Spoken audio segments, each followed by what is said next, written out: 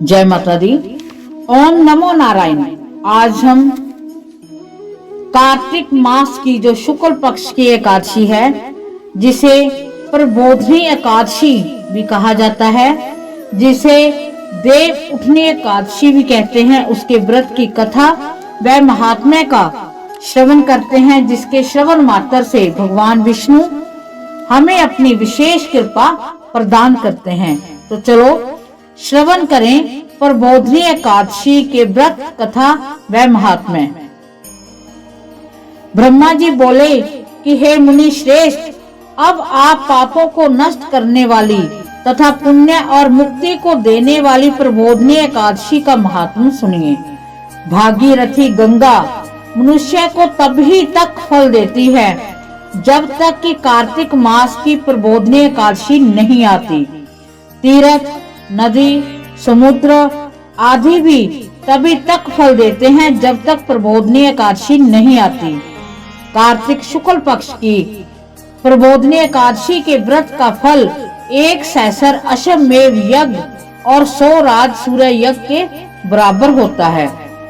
नारद जी ने पूछा कि हे पिता, एक संध्या को भोजन करने से, रात्रि में भोजन करने तथा पूरे दिन उपवास करने से क्या क्या फल मिलता है, उसे आप समझाइए।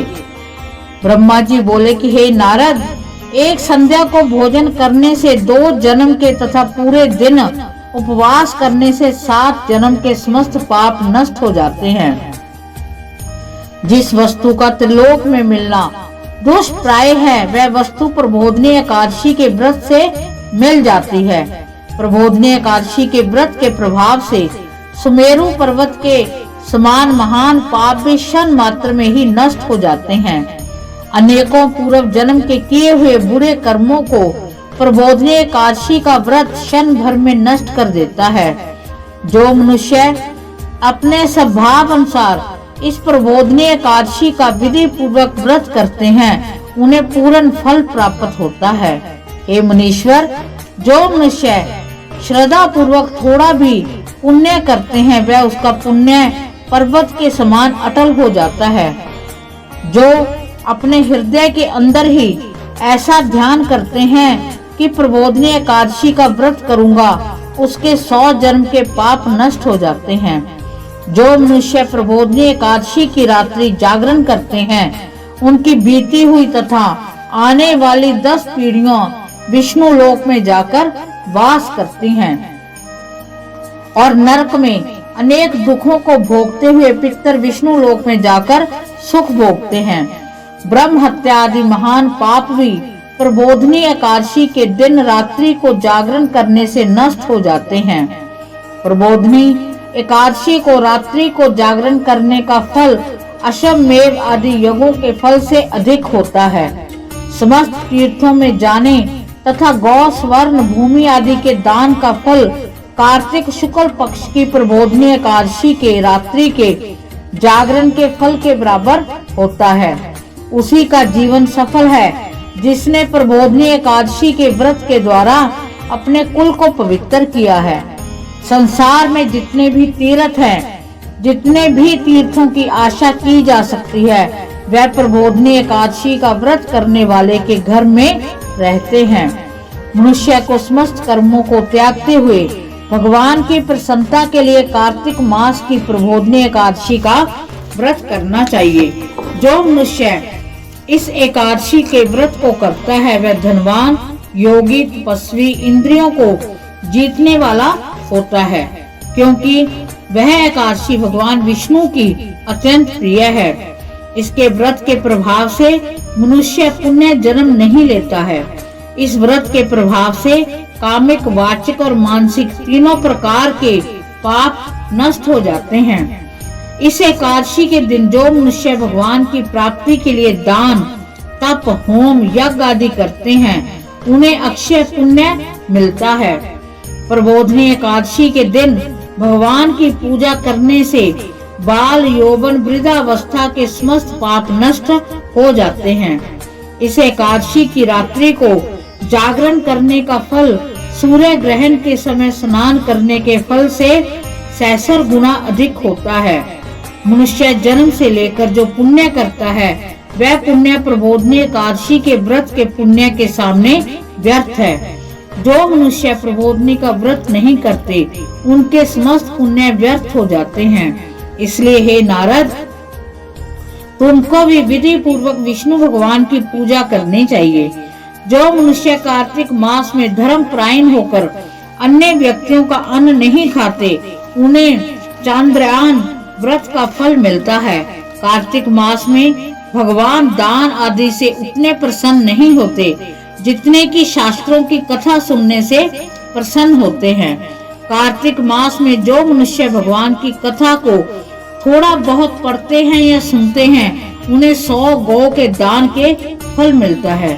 जो मनुष्य अपने कल्याण के लिए विष्णु भगवान की कथा सुनते हैं वे अपने कुटुंब का उद्धार करके 1 सहस्र गोदान का फल पाते हैं। जो मनुष्य प्रबोधनी एकादशी के दिन विष्णु की कथा सुनते हैं उन्हें 7 दीपों के दान का फल मिलता है। जो विष्णु की भक्ति पूर्वक कथा सुनते हैं और कथा कहने वाले ब्राह्मण की यथोचित पूजा करते हैं उसे संतुष्ट करते हैं वह उत्तम लोक को जाते हैं। नारद जी बोले कि हे ब्रह्मा जी, अब आप एकादशी के व्रत का विधान कहिए और कैसा व्रत करने से कौन सा पुण्य मिलता है वह भी समझाइए। ब्रह्मा जी बोले कि नारद, इस एकादशी के दिन मनुष्य को ब्रह्म मुहूर्त में उठना चाहिए। नदी, तालाब, कुआं पर स्नान करके व्रत का नियम ग्रहण करना चाहिए। उस समय भगवान से विनय करनी चाहिए कि हे भगवान, आज मैं निराहार रहूंगा, दूसरे दिन भोजन करूंगा, इसलिए आप मेरी रक्षा करें। इस प्रकार विनय करके भगवान की पूजा करनी चाहिए और व्रत प्रारंभ करना चाहिए। उस रात्रि को भगवान के समीप गीत, नृत्य, बाजे तथा कथा कीर्तन से समय व्यतीत करना चाहिए। प्रबोधनी एकादशी के दिन कर्मण्यता को त्याग कर बहुत से पुण्य अगर धूप आदि से भगवान की आराधना करनी चाहिए। शंख के जल से भगवान को अर्घ्य देना चाहिए। इसका फल तीर्थ दान आदि से करोड़ गुना अधिक होता है। जो मनुष्य अगस्त्य पुष्प से भगवान की पूजा करते हैं उनके सामने इंद्र भी हाथ जोड़ता है। कार्तिक मास में जो बिल्व पत्थर से भगवान की पूजा करते हैं उन्हें अंत में मुक्ति मिलती है। कार्तिक में जो मनुष्य तुलसी जी से भगवान की पूजा करते हैं उसके 10,000 जन्म के समस्त पाप नष्ट हो जाते हैं। जो मनुष्य इस नाम से श्री तुलसी जी के दर्शन करते हैं या छूते हैं या ध्यान करते हैं या कीर्तन करते हैं या रोपण अथवा सेवा करते हैं वह 1000 कोटि युग तक भगवान के घर में रहते हैं। जो मनुष्य तुलसी का पेड़ लगाते हैं उनके कुटुंब में जो पैदा होते हैं वह प्रलय के अंत तक विष्णु लोक में रहते हैं। जो भगवान की कदम्ब पुष्प से पूजा करते हैं वह यमराज के दुखों को नहीं पाते। समस्त मनोवांछाओं को पूरा करने वाले भगवान कदम्ब पुष्प को देखकर अत्यंत प्रसन्न होते हैं। यदि उनकी कदम्ब पुष्प से पूजा की जाए तो फिर बात ही क्या है। जो गुलाब के पुष्प से भगवान की पूजा करते हैं उन्हें मुक्ति मिलती है। जो मनुष्य बकुल और अशोक के फूलों से भगवान की पूजा करते हैं वह अनंत काल तक शोक से रहित हो जाते हैं। जो मनुष्य विष्णु भगवान की सफेद और लाल कनेर के फूलों से पूजा करते हैं उन पर भगवान अत्यंत प्रसन्न होते हैं। जो मनुष्य विष्णु भगवान की दुर्वा दल से पूजा करते हैं वह पूजा के फल से 100 गुना फल अधिक पाते हैं। जो भगवान की शमी पत्थर से पूजा करते हैं वह भयानक यमराज के मार्ग को सरलता से पार कर जाते हैं। जो मनुष्य चंपक पुष्प से भगवान विष्णु की पूजा करते हैं वह आवागमन के चक्कर से छूट जाते हैं। जो मनुष्य स्वर्ण का बना हुआ केतकी पुष्प भगवान पर चढ़ाते हैं उनके करोड़ों जन्म के पाप नष्ट हो जाते हैं। जो पीले और रक्त वर्ण कमल के सुगंधित फूलों से भगवान की पूजा करते हैं उन्हें श्वेत दीप में स्थान मिलता है। इस प्रकार रात्रि में भगवान की पूजा करके प्रातः काल शुद्ध जल से नदी में स्नान करना चाहिए। स्नान करने के पश्चात भगवान की प्रार्थना करते हुए घर आकर भगवान की पूजा करनी चाहिए। इसके बाद व्रत के लिए ब्राह्मणों को भोजन कराना चाहिए। दक्षिणा देकर मीठे वाक्यों द्वारा उनको विदा करना चाहिए। इसके उपरांत भोजन गो दक्षिणा में गुरु की पूजा करनी चाहिए। ब्राह्मणों को भूरियसी दक्षिणी देकर नियम को छोड़ना चाहिए। ब्राह्मण को रात्रि में भोजन कराएं। स्वर्ण सहित बैल दान करना चाहिए। जो मनुष्य रात्रि स्नान करते हैं उन्हें दही और शहद दान करना चाहिए। जो मनुष्य फल की आशा करते हैं उन्हें फल दान करना चाहिए। तेल की जगह घी और घी की जगह दूध, अन्नों में चावल दान करना चाहिए।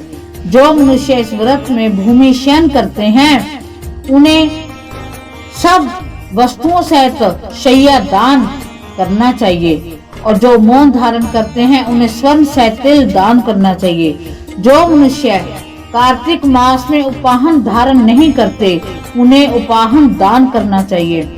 जो इस मास में नमक त्यागते हैं उन्हें शक्कर दान करनी चाहिए। जो मनुष्य नित्य प्रति देव मंदिरों में दीप जलाते हैं उन्हें स्वर्ण या तांबे के दीप को घी तथा बाती सहित दान करना चाहिए। जो मनुष्य चातुर्मास्य व्रत में किसी वस्तु को त्याग देते हैं उन्हें उस दिन से पुण्य ग्रहण करनी चाहिए। जो मनुष्य प्रबोधनी एकादशी के दिन विधि पूर्वक व्रत करते हैं उन्हें अनंत सुख मिलता है और अंत में स्वर्ग को जाते हैं। जो मानव चातुर्मास्य व्रत को बिना किसी विघ्न के पूरा कर देते हैं उन्हें दोबारा जन्म नहीं मिलता। जिन मनुष्यों का व्रत खंडित हो जाता है उन्हें दोबारा प्रारंभ कर लेना चाहिए। जो मनुष्य इस एकादशी के व्रत महात्म्य को सुनते हैं, पढ़ते हैं, उन्हें अनेक गोदान का फल मिलता है। इस प्रकार हमने भगवान विष्णु जी की विशेष कृपा का मास, जिसे कार्तिक मास कहते हैं, उसके शुक्ल पक्ष की एकादशी, जिसे प्रबोधनी एकादशी कहा जाता है, उसकी हमने व्रत कथा व महात्म्य को श्रवण किया, जिसमें लिखा है कि जो महात्म्य को सुनते हुए पढ़ते हैं उन्हें अनेक गोदान के फल के बराबर फल मिलता है। तो भगवान विष्णु जी से हम हाथ जोड़कर प्रार्थना करते हैं, उनके चरणों में करोड़ों बार वंदन करते हैं, करोड़ों बार उनको नमस्कार करते हैं, करोड़ों बार उनको दंडवत प्रणाम करते हुए हम उनसे प्रार्थना करते हैं कि हे विष्णु भगवान, आप हम पर विशेष कृपा करें। हमारे जो भी बुरे कर्म हैं उन कर्मों का हमें जो बुरा प्रभाव मिल रहा है उस प्रभाव को खत्म कीजिए, हमें शुभ कर्मों की ओर लगाइए और हमारे बुरे कर्मों को नाश करते हुए हमें सौभाग्य की प्राप्ति दें। हमारे जो भी दिनों में फेर चल रहा है वो बुरे दिन खत्म हो और अच्छे दिनों की शुरुआत हो। आपका आशीर्वाद हम चाहते हैं। हे विष्णु भगवान, आप हम पर अपनी विशेष कृपा प्रदान करें। इसी के साथ जय माता दी। ओम नमो नारायण।